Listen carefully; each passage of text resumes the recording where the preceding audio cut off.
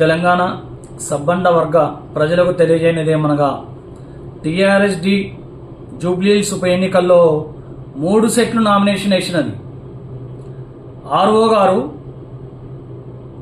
దాన్ని రిజెక్ట్ చేయడం జరిగింది.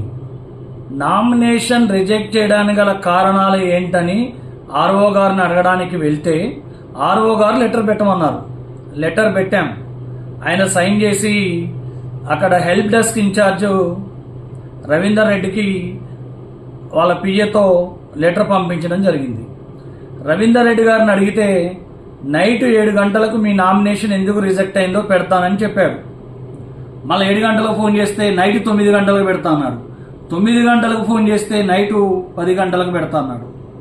మార్నింగ్ 10 గంటలకు ఫోన్ చేస్తే ఆర్ఓ గారు బ్యాలెట్ ముద్రణ కోసం వెళ్ళారు, గుర్తుల ముద్రణ కోసం వెళ్ళారు, వచ్చిన వెంటనే పెడతా అన్నారు.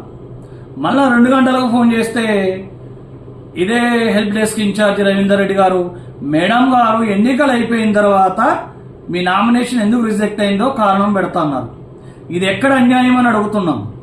ఒక పొలిటికల్ పార్టీ, ప్రజల మన్ననలు పొందిన టీఆర్ఎస్డి అనే పొలిటికల్ పార్టీ ఈరోజు తెలంగాణ ప్రజల మన్ననలు పొంది జూబ్లీహిల్స్ ఎన్నికల్లో తన సత్తాను చాటాలని ఒక దళిత మహిళను మేము పోటీలో ఉంచాం.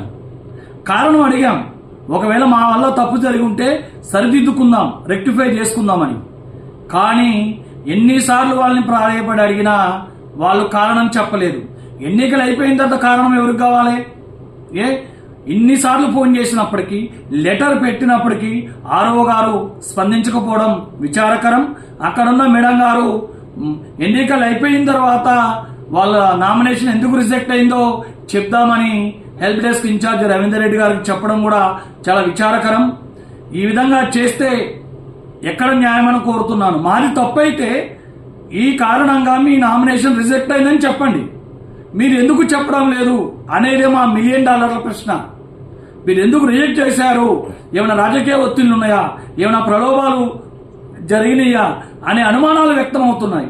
అందుకే మేము ఒక క్లారిఫికేషన్ కోసం మేము షేక్పేట ఎంఆర్ఓ ఆఫీస్కి వచ్చి ఆర్ఓ గారిని కలిసాం, లెటర్ పెట్టాం.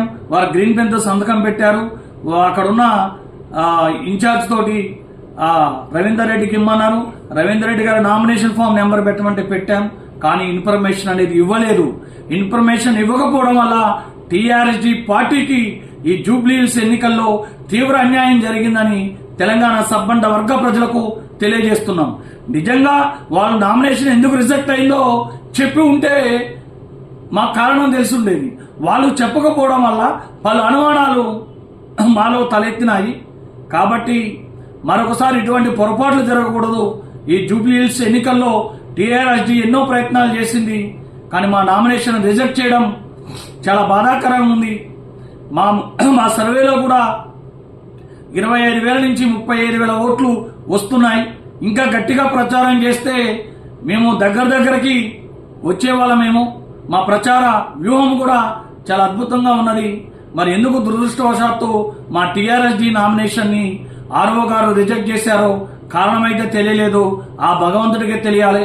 ఈ టీఆర్ఎస్డి జూబ్లీహిల్స్ ఎన్నికల్లో మా నామినేషన్ రిజెక్ట్ చేసినందుకు, మేము పోటీ చేయలేకపోయినందుకు చాలా బాధపడుతున్నామని తెలంగాణ సబ్బండ వర్గ ప్రజలకు తెలియజేస్తున్నాం.